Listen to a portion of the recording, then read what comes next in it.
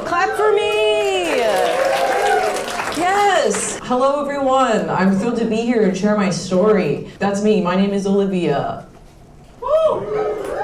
Thought more of you would clap. That's okay, my name is Olivia, I'm cool. So this is a story about my fuckboy, Mr. No Kiss Pussy Ass Bitch. That is what I'm calling him. And a quick trigger warning, I will be making broad statements about men as a whole, when in reality I only hate a large handful of the ones I've dated and the ones who run our country. A lot of my friends are men, my dad is a man, and when I say, fuck men, what I'm doing is making a satire remark on my defeatist attitude towards finding a partner, because I hate saying, when I say I hate men, it's easier than saying I pick the wrong ones and I make my own choices. Thank you. That means a lot. Thank you. So I just wanted to say that. Yeah, so a little bit about my dating past is I was in a very toxic relationship last year. I was dating this guy who was really close to his ex because they were still dating. I was down bad, fucked up my life. I was asking people out in public. I asked out my personal trainer and he said, "Sorry, I'm not attracted to you." And I was like, well, whose fault is that, you know? Kind of feel like you should fuck me or give me my money back. I went out on some Hinge dates. I went out on one with this guy who showed up wearing red jeans. And I said, "Oh, are you on your period?" And then he got really mad and left, so he was. So this is a story about the date that, after this date, I have not gone on a date since, because I've decided that I'm no longer dating. I am self-partnered. Thank you. So a little backstory is we met on Hinge in 2023. We created a date and I ghosted him. Then we met again on Hinge in 2024. We made a date and then he ghosted me. And then he followed me on Instagram and I followed him back. And then after 2 months, he slid into my DMs and said, "Hey, let's get a drink." Ghosting each other on Hinge twice? Let's not allow it. It happens too much. Fine DM. Also, he was a redhead, so that's the only redhead I could find. And he had his nails painted, and I like a little girly guy, so I included that there. He was also 6'3", which is important to me. He's a skater, which is important to me, and he worked at a bar, which is important to me. So these are some of the facts about Mr. No Kiss Pussy Ass Bitch. So the date, we go on a bowling date, and I feel like I bowl the same way I suck dick, once a year on my birthday. That's my bowling joke. Yeah, so I will preface, we did previously go on a date before. This is our second date. The first date, there was really no chemistry and there was no kiss. That's why I call him No Kiss Pussy Ass Bitch. Even here, I was texting my friends. I was like, I'm not sure if I want to go out with him again. He was chill, but I don't know. And my friend was like, maybe do an activity like bowling and see if you get the egg. And then, lo and behold, after she says that, he literally texts me, "Hey, do you want to go bowling?" And I sent a screenshot to my friends and I'm like, "It's a sign, ah!" And they're like, "Oh my God, it's a sign!" You know how women are like, "It means something!" We're just trying to find love. So we go on this bowling.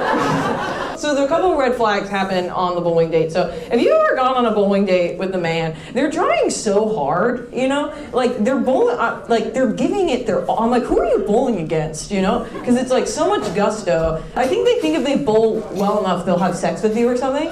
Because he was bowling so hard and he was getting so sweaty. And I was like, "Dude, you should take your jacket off." And he was like, "No, I think it might be good luck." And I'm like, "What if I'm good luck, And he was like, "Ha ha ha, I'm gonna leave it on." I was like, okay, weird. And then another red flag about bowling dates is you get really drunk and you don't realize how drunk you're getting because you're doing an activity, So he was wasted and he was like, "I haven't had sex in 9 months. And I was like, "Were you pregnant? Why?" "That's so weird, why?" And he was like, "No, actually my grandma died." And I was like, "Oh, you guys sound like you were really close." And then he asked me, he was like, "When's the last time you had sex?" And I was like, "Honestly, last night." And he was like, "Oh my God." And I was like, "Well, my grandma's still alive, okay?" All right? And she got a new hip, let's go. So this is the big red flag, okay? This is the big red flag. We're really drunk, we're on the subway, and I go, "I'm gonna call it a night, all right? I think I'm gonna go home, don't think I wanna hook up with this guy, right?" And he does that thing, "Maybe we go back to my place." And I'm like, "No, I don't think so, I gotta get up in the morning." He's like, "I can go to your place." And I'm like, "Fine, come to my place." You know when they annoy their way into sex? You know what I'm talking about? So we end up hooking up because he annoys his way into it. And then a series of events happen during the hookup. So first I say, just so you know, I'm on my period, you know? And he does that thing guys do where like, I don't care, you know? I'd fuck you if you were asleep, you know? I'm a good guy. You know, even if the doctor said don't have sex with her, I'd still have sex with her. So he does that thing, and so we end up having sex. I'm on my period, so we're both naked. And before we have sex, he's like going down to my crotch area. And this is where the panic starts, okay? I'm coming into the center of the stage because I need you to fucking listen to me, okay? So he's going down to my crotch and he makes a face. And I'm like, I know, it's beautiful. But it looks like panic. And I go, what's going on? Are you okay? What? He's like, I think you should look down here. And then I start freaking out. I'm like, what's down there? Like, are there warts down there? Like, am I, you know that show I didn't know I was pregnant? I'm like, am I pregnant? Am I giving birth right now? Like, what's happening? I had the worst case scenarios in my head. I was like, you have to tell me what you're seeing because I can't look down there. And we're like going back and forth with each other, like, just tell me what you see. And he's like, no, you should just look. And then eventually I go, just say it. And he goes, you got number 2 down there. Yeah, and I look down there, you guys, and it's just period blood, which means this man thought I liquid diarrhea shot myself all over my pussy. Do you understand what I'm saying? Do you understand what I'm saying? He thought I liquid diarrhea shot myself. He was still down there. That's a fucking right to die. He thought I shit my pussy. Can't even let shit stop him. I mean, Shut up!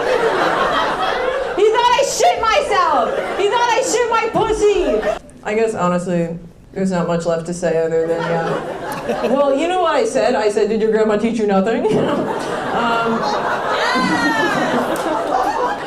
and then what happened was he stole my weed. I know, okay, so that was the price I paid. I came to the conclusion that he truly is a pussy-ass bitch, you know?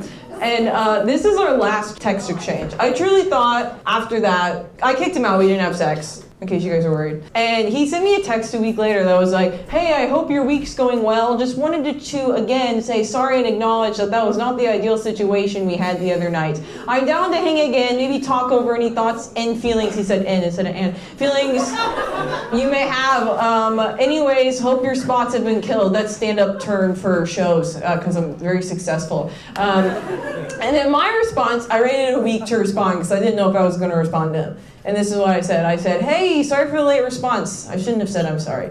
I'm not interested in going out again. Not because of the you know, but because I had a lot to drink and mentioned a couple times that I wasn't wanting to have sex just yet. And I felt like it was just kind of kept getting pushed. I also thought asking for a nug on the weed and stealing it was odd. I just don't think we are compatible in a romantic way. No hard feelings for me, but I can't go out again. So, what is your diagnosis? Fuckboys? Boo Yeah. of him. Boo of him. Good job. Bad. I'm sorry. I feel like they're scared to talk because I yelled at them earlier. No, we got. I just have so many questions. I think I have so many more. What are things I your need to questions? know. I guess I'm still blown away. This nigga thought you shit yourself, and he was still down there like, no, I'm gonna eat this pussy. Hold on. No, I don't think he was. I think he wanted me to like get up and go to the bathroom and clean myself up. So he could eat your pussy after you finish cleaning up in the bathroom. I don't know how it would have played out because you know.